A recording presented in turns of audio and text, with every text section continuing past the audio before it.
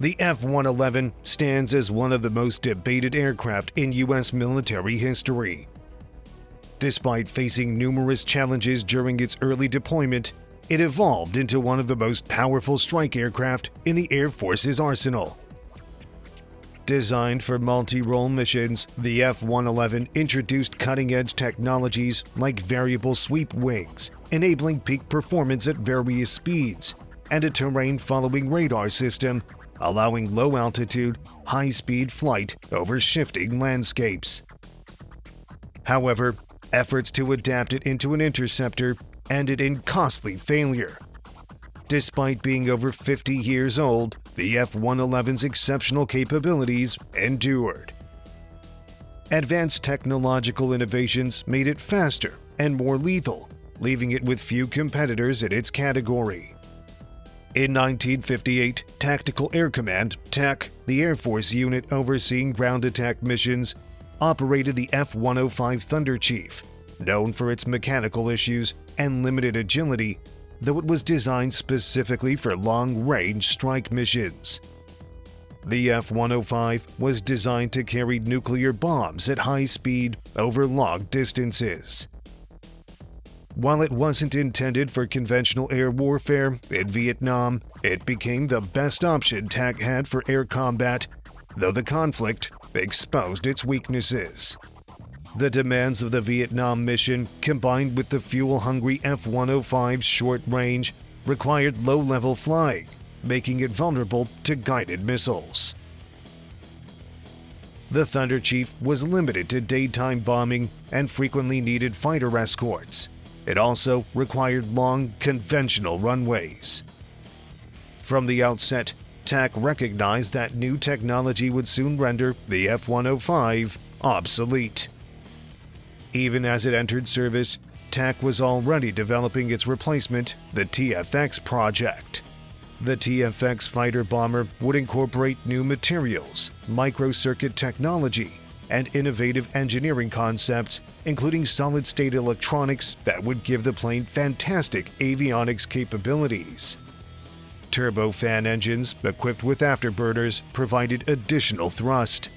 Most notably, the variable swing wing promised to significantly improve the maneuverability of the otherwise heavy aircraft.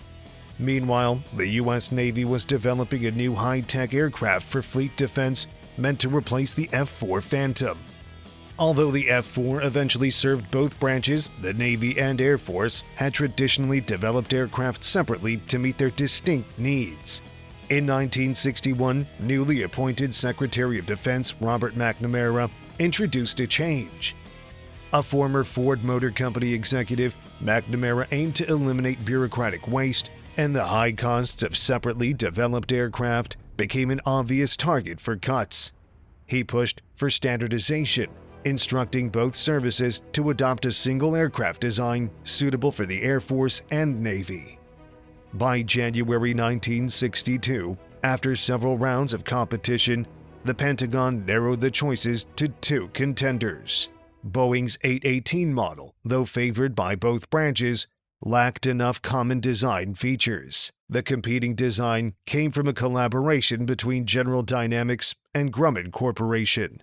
This design boasted a high degree of commonality in parts for both services. The only significant differences were in the landing gear, wing length, and nose. Here are mock-ups of the two nose designs, the Navy's B model and the Air Force's A model. McNamara was impressed with the proposal, and in November 1962, an order was placed for 18 Air Force and 5 Navy aircraft. The plane was now designated the F-111. Assembly took place at General Dynamics' Convair Division plant in Fort Worth. Remarkably, the first pre-production model was completed 16 days ahead of schedule. And just 25 months after the contract was signed, the first F-111, an Air Force A model, took flight.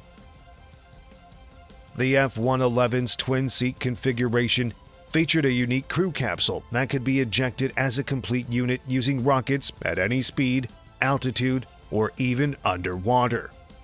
Once landed or surfaced, the capsule served as a survival shelter. Additionally, the F-111 was the first aircraft to enter full production with afterburning turbofan engines.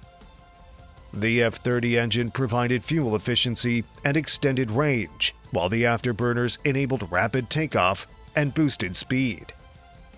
The General Dynamics design further maximized range by utilizing every available space for fuel storage.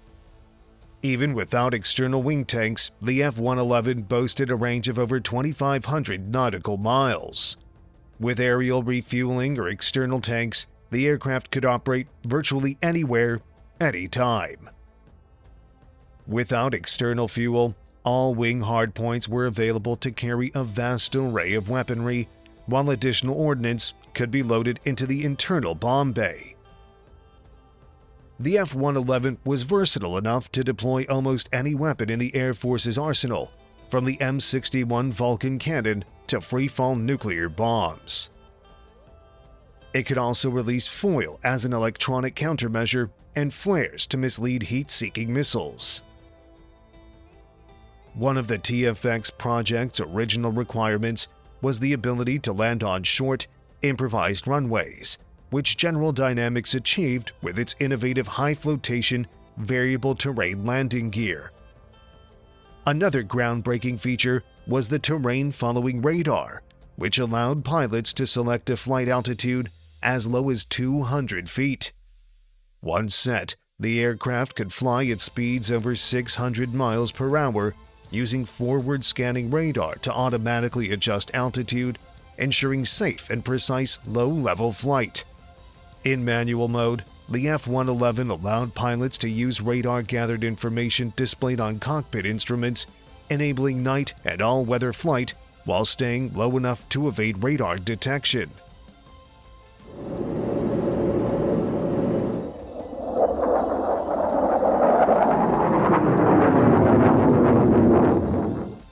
The F-111 was the first production aircraft to feature variable swing wings, though the concept dates back to World War II. Messerschmitt had developed several swing wing designs, including the P-1101, which never flew, but inspired the post-war American Bell X-5, a successful test aircraft. Similarly, Grumman's Jaguar demonstrated swing wing potential, though it was not further developed. The F-111's wings could be swept back into delta configuration for high-speed flight, set to an intermediate position for efficient mid-range travel, or fully extended forward for takeoff, landing, and low-speed flight. This flexibility allowed the aircraft to adapt mid-flight to different mission needs. Inside the wings, complex mechanisms, including flaps, slats, and fuel storage systems, operated in tandem. General Dynamics designed a specialized wing glove that acted as an airfoil, allowing the forward slats to function smoothly. Development of the Air Force's F-111A model progressed steadily through the early 1960s as new technology was thoroughly tested.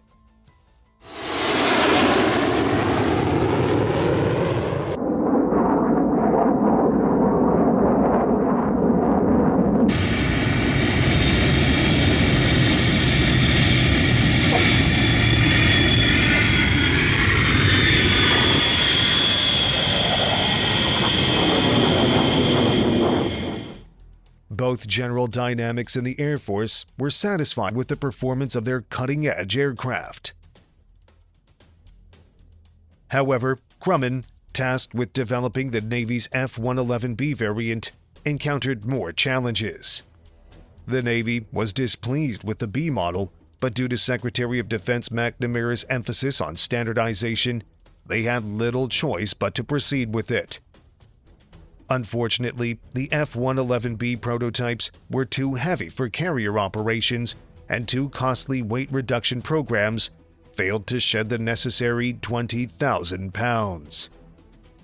Worse still, these modifications severely compromised standardization. Although the F-111B was an impressive aircraft, it never entered service.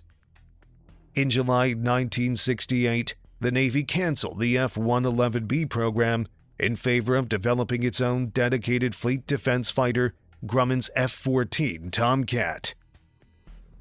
Meanwhile, the Air Force pressed on with the F-111A, launching the Harvest Reaper program to prepare it for combat. By early 1968, after 8 months of testing, the decision was made to deploy the F-111 for real-world combat evaluation in Vietnam. 6 F-111A aircraft from the 474th Tactical Fighter Wing were deployed from Nellis Air Force Base to Thailand, where they operated out of the Royal Thai Air Force Base at Tack. This combat testing and evaluation program, known as Combat Lancer, positioned the F-111s within striking distance of North Vietnam.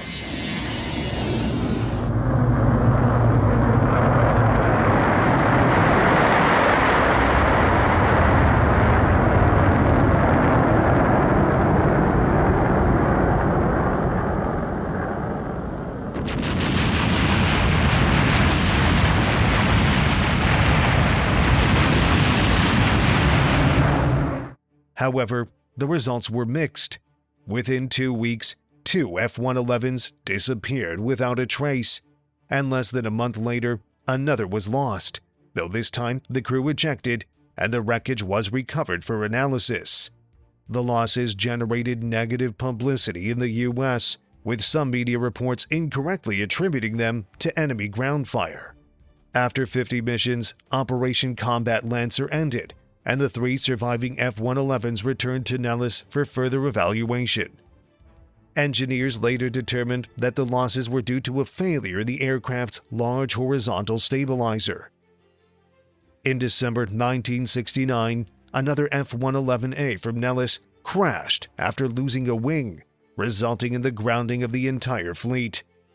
The entire F-111 program came under intense scrutiny after the crashes. The wing problem was traced to a failure in the wing pivot box, marking difficult times for General Dynamics. The high cost of developing the twin designs, substantial cost overruns, and the losses in Vietnam led to harsh criticism from the media and political opponents. General Dynamics defended the F-111 as a technological pioneer, arguing that incorporating so many new systems inevitably came with challenges.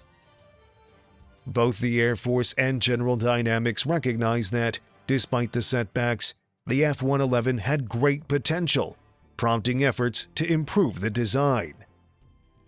Despite its long development period, few external changes were made. One notable difference was the replacement of the moving air intake cowl with a demand-activated inlet door, distinguishing early A versions from later models. Once the modification program was complete, the F-111 was nearly flawless. Tactical Air Command eventually used 4 different strike versions of the F-111, which looked nearly identical externally, but varied significantly in cost due to differences in their electronic systems.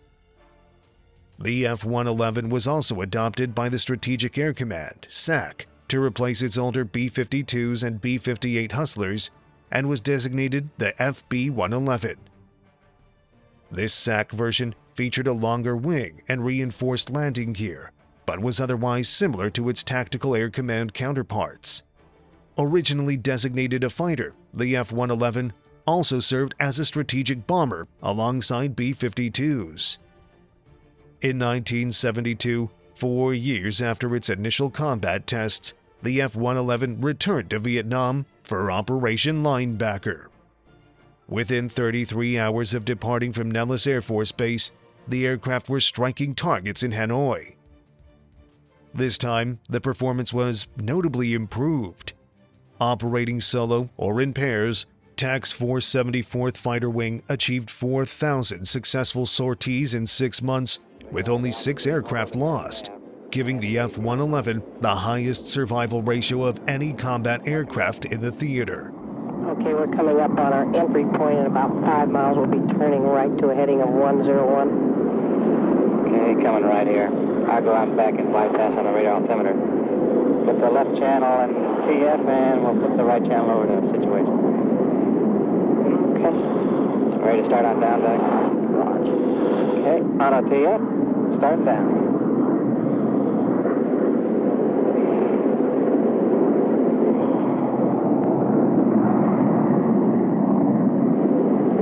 Okay, I'm picking up the ground returns now. Yeah, attitude indicator looks good. Okay. Coming on down the E-scope, ground returns coming in, and the radar altimeter clicked in at 5,000. Roger, we should level off about 500. Looking down to 1,000 here now, coming up 700, 600, and it's leveling off real fine, 550. Okay, it looks good over here. I've got a ridge coming up at 5 miles on the scope, and it's dead ahead, going to 5 over 15. Okay. Looks like it's about 3 miles on my E-scope now. Right, okay, we should be passing about 10 seconds.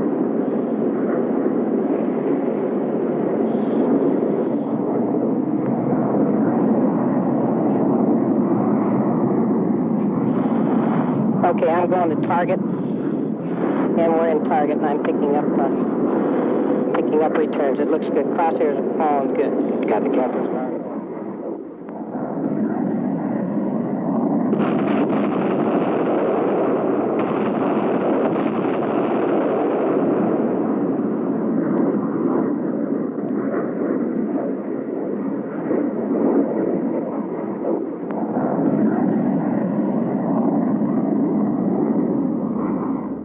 The F-111's reputation was greatly enhanced by this success, and criticism of the plane diminished.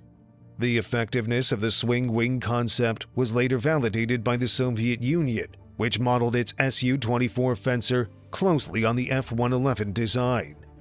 Two major modifications significantly increased the F-111's capabilities, one of which was developed by Grumman, the company behind the Navy's F-111 model. Grumman's EF-111 Raven project found another important use for the versatile F-111 airframe. This initiative involved taking early model F-111s, stripping them down to their basic components, and then completely rebuilding them as electronic countermeasures platforms. In the Raven, a second crew member operates advanced equipment to disrupt enemy radar, creating a protective shield for other attacking aircraft. The Raven can be deployed in 3 ways. First, as a standoff jammer to protect other aircraft from a distance. Second, as close air support, flying at low altitudes to provide electronic cover for ground attack aircraft. And third, by penetrating deep into hostile airspace with attacking forces to jam enemy radar. This system was extensively utilized during the Persian Gulf conflict. Additionally, a major modification fitted to new F-111s is the Pave Tack system, a self-contained standoff weapons delivery system. Pave Tack combines an infrared TV camera with a laser rangefinder and designator to accurately target guided bombs or missiles. Although Pave Tack components are integrated throughout the aircraft, the primary component is the Pave Tack pod, which is mounted on a rotating cradle in the bomb bay and retracted when not in use. The Pave Tack pod is equipped with electro-optical sensors, an infrared TV camera, and lasers, allowing it to provide comprehensive coverage beneath the aircraft. Its movable pod head ensures that targets can be tracked accurately.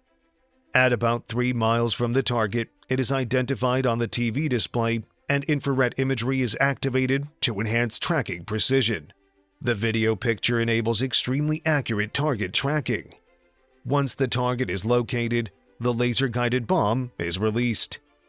The aircraft then maneuvers away to avoid the blast and potential anti-aircraft fire. The forward-looking infrared continues to track the target and keep the laser aimed. 5 seconds before impact, the laser is activated to guide the weapon. In practice, this system was used during an AGM Maverick missile launch, where the weapons systems operator places the missile crosshairs on the target, locks it in, and then launches the missile. Once launched, the TV video feed disappears, and the Pave Tack's infrared video is employed for aiming, tracking, and assessing the strike's success. On April 14, 1986, F-111s from the 48th Tactical Fighter Wing departed RAF Lakenheath as part of the American strike mission against Libya. In response to a series of Libyan-sponsored terrorist acts, the United States planned to strike 5 key targets. Colonel Paul Fazakerly, from the 48th Fighter Wing, provided insights into the mission. The Navy's very capable of doing this kind of a mission, and they could drive carriers up there, and that's why we buy aircraft carriers, project power and drop bombs. But in this particular case, we had 5 targets that we wanted to take out pretty much simultaneously. The Bonita and Benghazi were the airfields to the east of the Gulf of Sidra. And then we had 3 targets in the Tripoli area, the downtown headquarters complex, the swimming pool, which is an underwater demolition team headquarters, and a frogman-type training center, as well as a 3rd target, which was their airfield that they used to use their IL-76 transport aircraft to transport their terrorist activities, or to use to support the terrorist activities. So with 5 targets and the amount of defenses that were right around the Tripoli airport and the town itself, it became an atmosphere where using the A6 off of a carrier, it's a little bit slower, it flies a little bit higher, it doesn't have quite the capability to hit the targets as well as the F-111. It was decided at the 11th hour that it would be better if this would be a joint mission, since we had practiced that contingency option.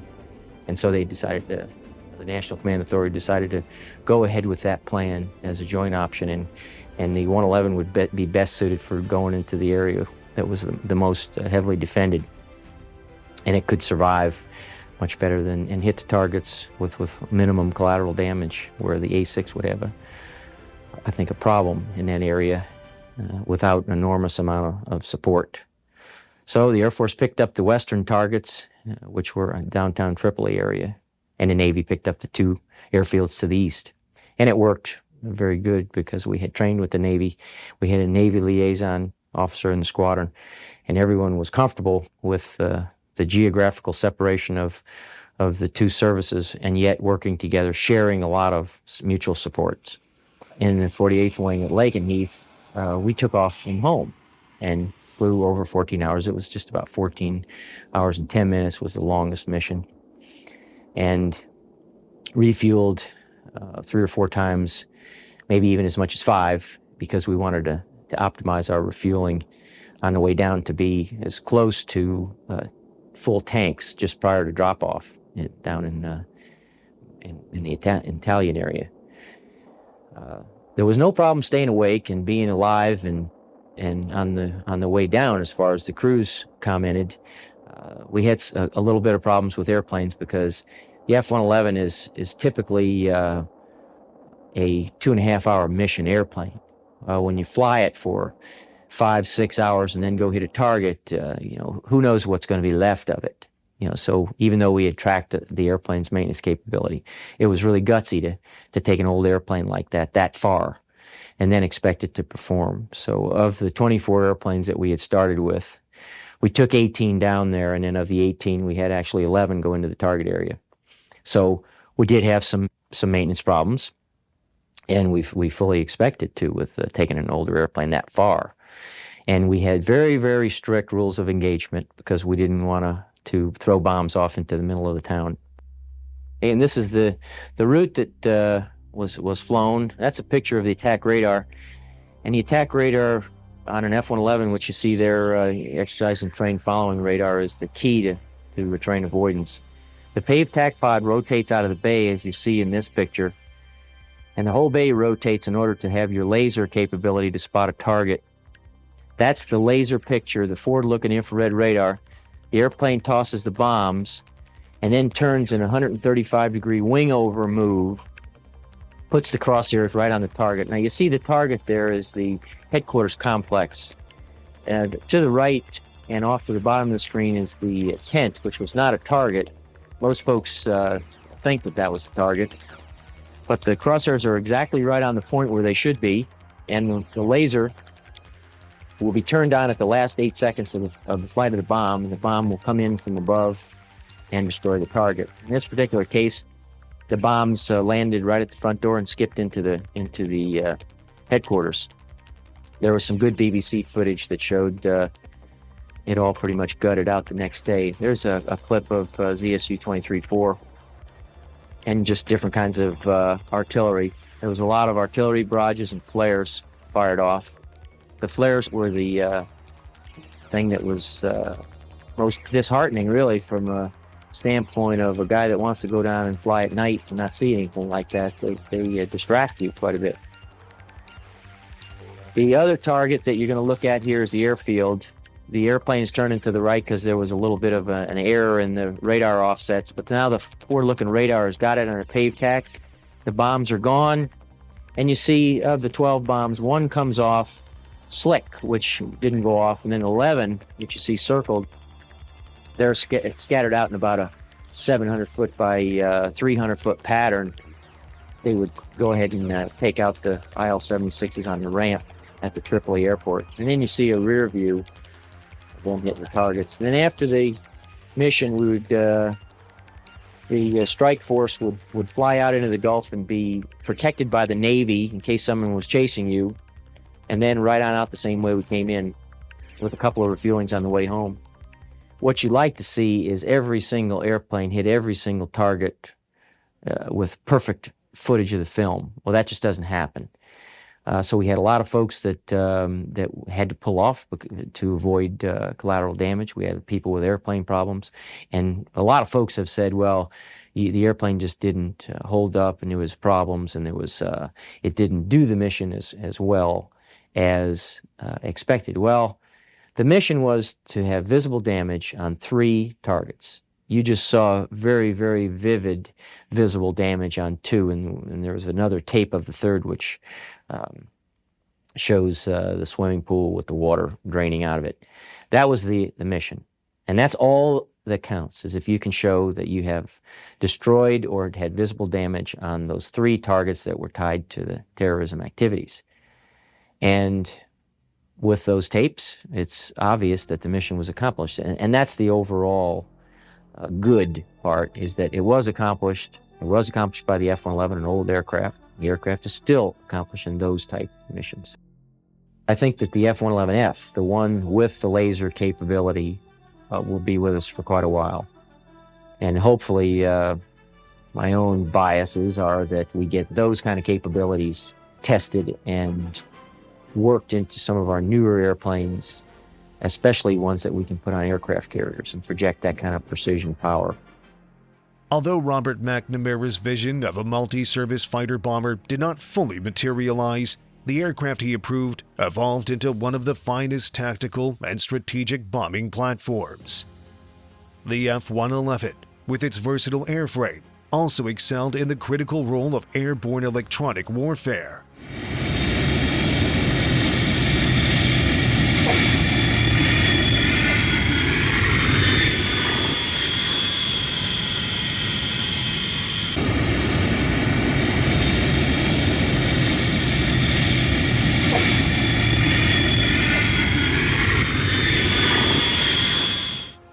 Its outstanding performance in conflicts such as Vietnam, Libya, Panama, and the Persian Gulf has solidified its reputation and vindicated its initially controversial design. Today, several F-111 aircraft are preserved in aviation museums around the world, offering enthusiasts a chance to explore its design and historical significance. These exhibits highlight the aircraft's technological advancements and operational history. Its innovative design, technological achievements, and operational versatility have left a lasting impact on aerospace engineering. The F-111 Aardvark remains a significant milestone in military aviation history. From its development in the 1960s to its retirement in the late 1990s, played a crucial role in modern air warfare. Reflecting on its legacy, it's evident that the F-111's influence extends far beyond its years of active service.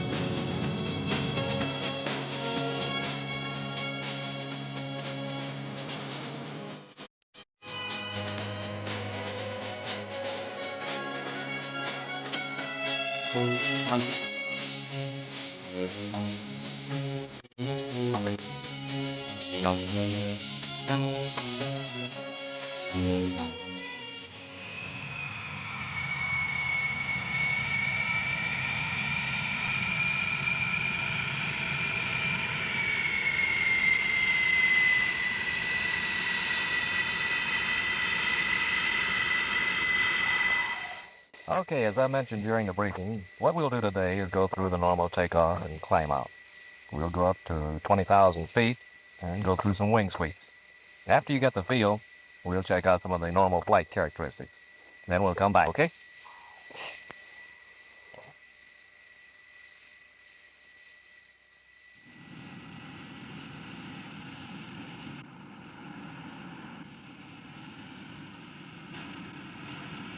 You'll notice the rudder begins to take effect at about 50 knots, but use nose wheel steering until you reach 80 knots.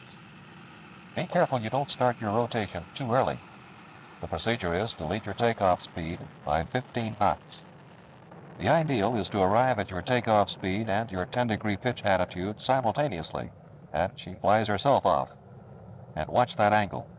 The tail bumper hits at about 13 degrees.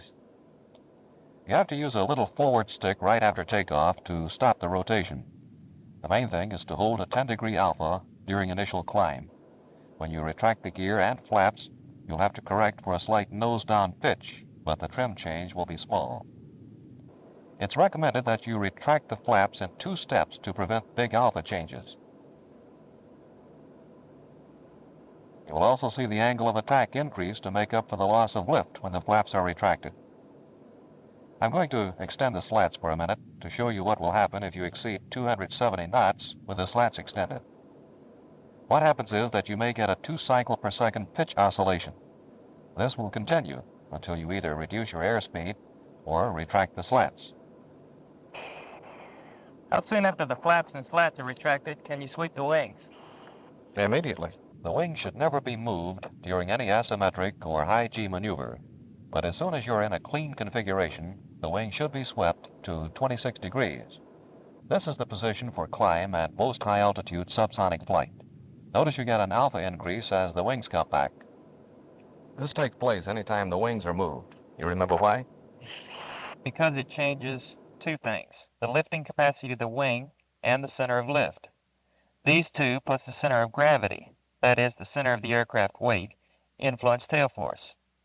As the wings come back, movement of the wing mass moves the center of gravity back, and the center of lift is moved back, but a greater distance than the CG. An aft sweep reduces the lifting capacity of the wing. The end result is a nose-down pitch, which means that more up elevator and increased angle of attack is needed to maintain level flight. This up elevator change also causes a slight reduction of lift.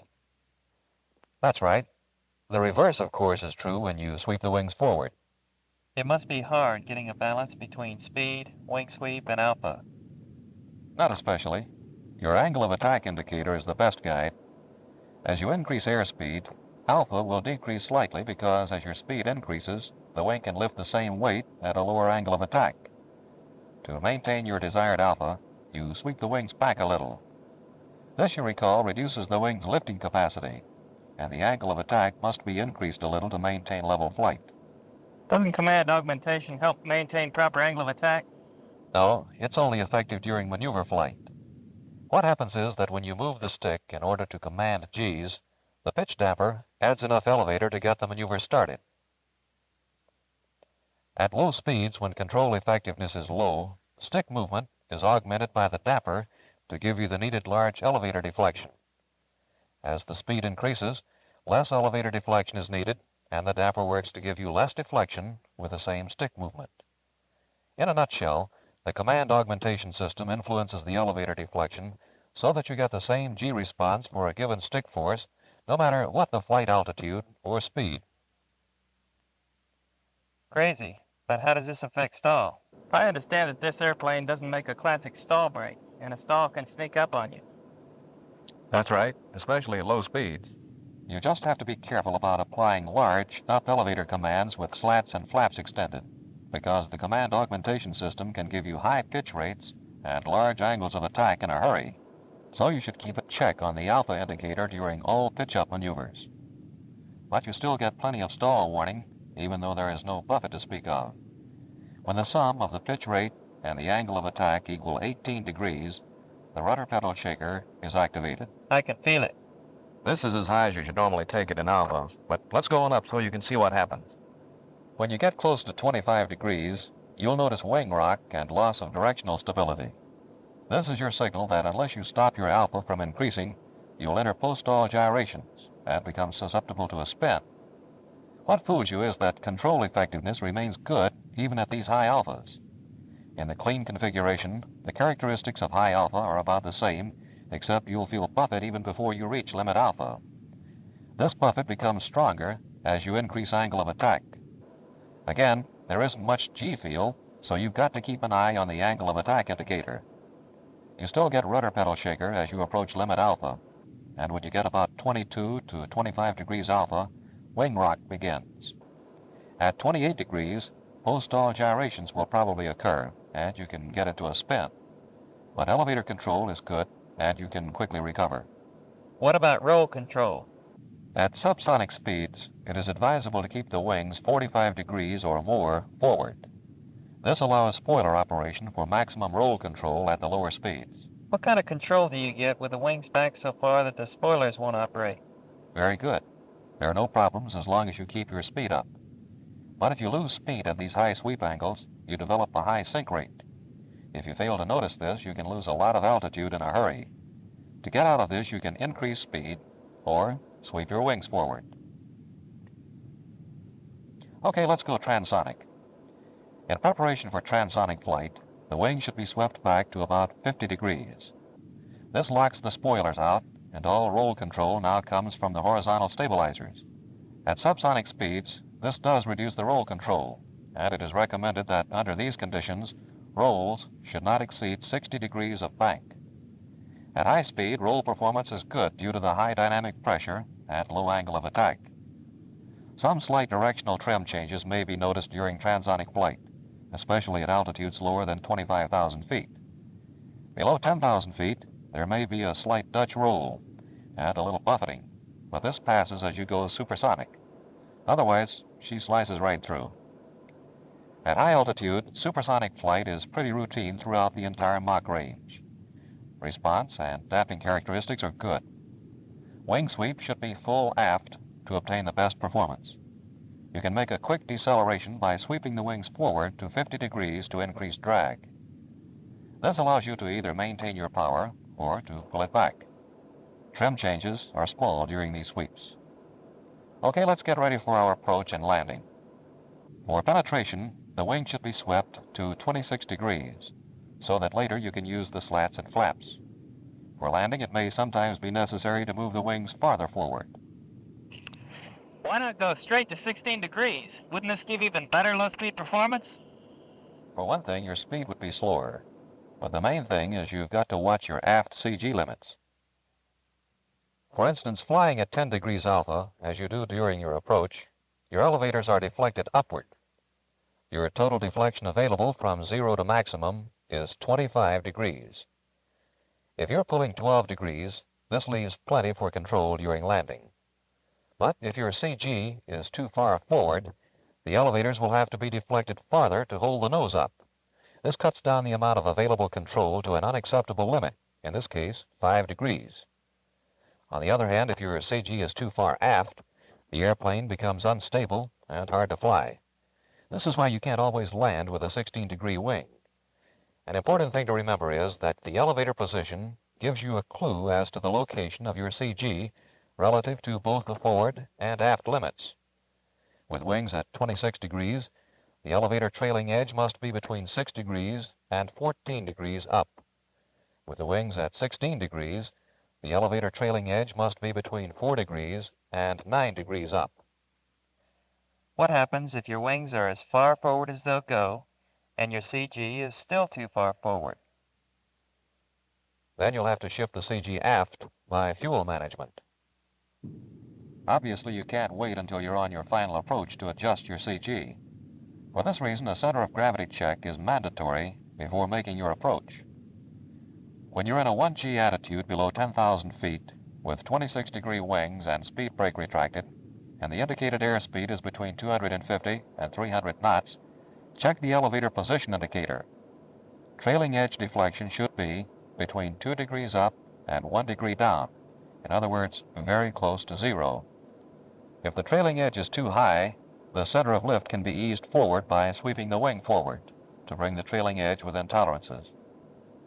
If the trailing edge should be too low, you must either move the center of gravity forward or the wings aft. Obviously, you've got a problem here because you can't go back beyond 26 degrees and still have your slats and flaps. This means that if the trailing edges are still too far down, you'll have to manage fuel to bring the CG forward. This procedure is critical in order to ensure a stable airplane and plenty of elevator control during landing. You should be making your turn to downwind at 250 knots. When straight and level on your downwind leg, put the gear down and extend the slats. When you extend the slats, you'll get a small pitch oscillation. Under 250 knots, this will decay within 5 or 6 cycles. At higher speeds, it will probably hang on until your speed drops. The flaps are extended by a two-step procedure. First, to 15 degrees, then when the speed drops below 220 knots, pull down. When on final approach, at 10 degrees alpha, recheck your elevator position. It's a heck of a feeling to pull the stick all the way back and have nothing happen. In this airplane, acceleration from idle to full military is relatively slow, so you have to keep good throttle control. During low-speed turns, you will get some adverse yaw, but your AYC and yaw damper should take care of this. You should roll out for your final approach with an alpha of about 10 degrees. Keep a close eye on your indexer. Adjust your sink rate with throttle. It should be about 600 to 700 feet a minute.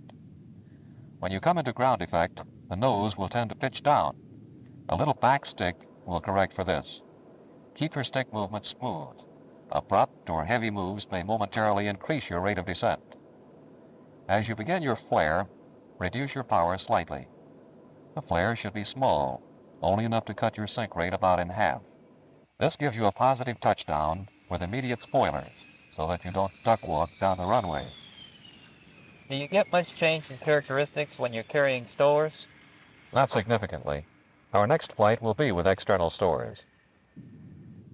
You will notice that stores do kill a little lift, so you will have to fly with a slightly higher alpha. The change in the CG and the inertia of the extra weight will make it a little sluggish, especially in rolls. When you approach transonic, you may notice a little buffeting. This is caused by the shock waves chasing around the stores. Where you really have to take care is landing with stores. External stores move the CL forward, which means you've got to watch that your elevator position is above the lower limit. Internal stores, however, move the CG forward. In this case, you've got to watch the upper elevator limit. In order to get your trailing edge deflection within limits, you may have to manage fuel. Stall characteristics are the same with or without stores, except that buffet starts at a slightly lower angle of attack. The limit angle of attack is the same as without stores. What about air refueling? Do they give you any problems there? Refueling is easy in this airplane either with or without stores.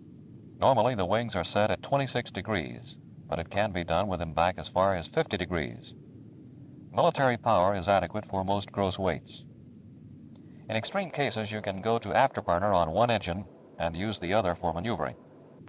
But you'll find that the airplane is pretty sensitive behind the boom, and only small inputs are needed to maintain position. Boy, there's a lot to remember. Generally, there are only a few major points to keep in mind. Never change wing position during asymmetric or high G maneuvers. With the wings at 45 degrees or farther forward, The spoilers will provide improved roll performance. Watch for a rapid buildup of sink rate during low-speed flight with the wings back of 45 degrees. Check the elevator position before making landing approach to ensure plenty of elevator control. The center of gravity adjustment can be made by shifting the wing slightly. You will get adverse yaw during low-speed turns with the slats out. Watch your alpha, especially during the landing approach. Stalls do not have the classic brake and can sneak up on you. Your flare at touchdown should be just enough to reduce sink rate by about half. This will give you a firm touchdown to activate the spoiler squat switch. Basically, the FB-111 is smooth flying and responsive and handles much like any other airplane. You ready to give it a try? Thought you'd never ask.